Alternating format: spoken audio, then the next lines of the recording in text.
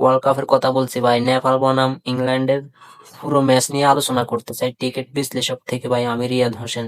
আপনারা যদি আমার চ্যানেলটা নতুন হয়ে থাকেন তাহলে আপনারা আমার চ্যানেলটা সাবস্ক্রাইব করে অবশ্যই পাশেই থাকবেন, এমনকি নতুন নতুন খেলাধুলার আপডেট ভিডিও পাওয়ার জন্য আমার চ্যানেলের পুরো ভিডিওটা দেখবেন।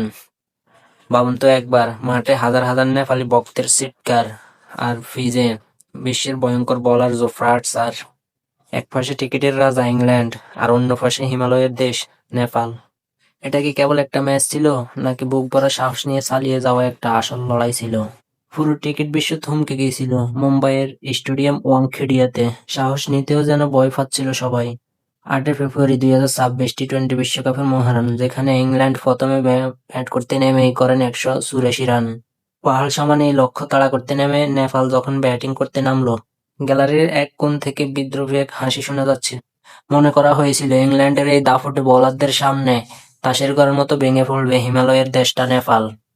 কিন্তু ওয়াংখেড়ের এই উইকেটে আজ অন্য কোনো রূপকথা লেখা ছিল। হ্যাঁ ভাই, 8 ফেব্রুয়ারি নেপাল শুধু খেলতে নামেনি ইংল্যান্ডের সাথে, নেপাল নেমেছিল বিশ্বকে কাঁপিয়ে দিতে। শুরুটা করেছিল শুধু কৌশলে। জোফ্রা আর্চারকে যখন মাঠের চারদিকে আছাড় মারছিলেন, হ্যাঁ ভাই, ইংলিশ অধিনায়ক জস বাটলারের কপালে তখন চিন্তার অনেক বাঁশ। এরপরে এলেন দীরফন্দ সিং আর অধিনায়ক রোহিত ফান্ডেল।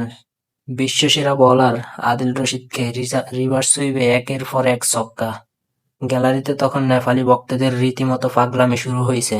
কিন্তু নাটকের আসল ক্লাইম্যাক্স তখনও বাকি ছিল। 18তম ওভারে বোলিংয়ে আবারও সেই জোফ্রা আর্চার। লোকেশ বাম নামের এক তরুণ তুর্কি জোফ্রা আর্চারকে নিয়ে যেন রীতিমতো ছেলে খেলা করলেন। জোফ্রা আর্চার এক ওভারে তুলে নিল 23 রান 18 নম্বর ওভারে। আর্চারের মতো বোলারের চোখে মুখে তখন হতাশার ছাপ। নেপালের তখনও জয়ের জন্য দরকার 12 বলে 28 রান। ইংল্যান্ডের ডাগআউটে তখনও ফিন ফেতের নীরবতা। লোকেশ বাম নামটা ছিল ইংল্যান্ডের জন্য তখনও বিপর্যয়ের একটা চিন্তার কারণ। যখন শেষ 6 বলে দরকার নেপালের 10 রান, বল হাতে তখন স্যাম কুরান আর ব্যাট হাতে লোকেশ বাম। প্রথম বলে ডট আর দ্বিতীয় বলে 1 রান নিয়ে জায়গা পরিবর্তন করে। সাথে বাকি 3 বলে 3 রান নিয়ে লাস্ট বলে যখন 6 রান দরকার নেপালের, তখন শেষ বলে 1 রান নিয়ে নেপালকে 5 রানের ঠক নিশ্চিত করতে হয়। স্যাম কুরানের শেষ ওভারে সেই কৌশলী বোলার এমনকি বুদ্ধিদীপ্ত বোলিং করে স্যাম কুরান নিজের বুদ্ধির প্রমাণ দিলেন আবারও।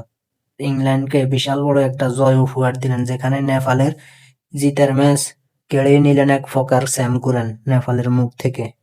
তবে এটা একটা ম্যাচ ছিল না, এটা ছিল নেপালি ভক্তদের একটা জীবন্ত হাসি খুশির উৎসাহরণ, যেখানে নেপালিরা মাত্র 4 রানে হেরে ইংল্যান্ডের কাছে ভক্তদের কান্নার করতে হলো, যেখানে নিশ্চিত একটা জয় হেরে গেল নেপালিরা।